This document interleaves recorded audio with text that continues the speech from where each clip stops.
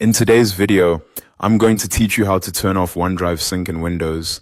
If you want to stop your files from syncing between your computer and OneDrive, the process is very simple and only takes a moment.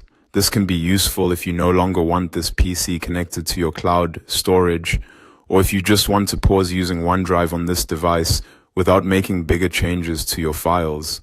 To begin, look down at the taskbar on your Windows desktop and find the OneDrive cloud icon. In some cases, you may need to click the small arrow in the system tray to reveal hidden icons if you don't see it right away.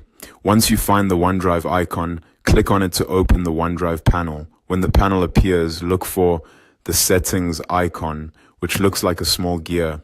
Click that gear icon and then choose settings from the menu that appears. This will open the OneDrive settings window where you can manage how the app works on your computer. Next, go to the account tab from the left side panel. This section shows the OneDrive account currently connected to your PC and gives you options for managing that connection.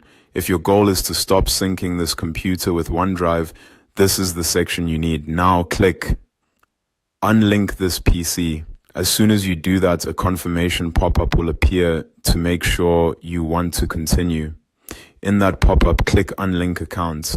This confirms that you want to disconnect OneDrive from the computer. Once you do this, OneDrive will stop syncing files on this PC.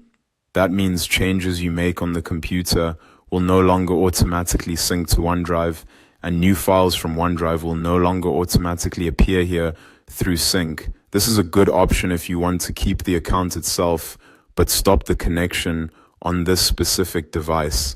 And that's it. You've successfully turned off OneDrive sync in Windows. As a quick tip, unlinking your PC stops syncing, but it does not delete your OneDrive account.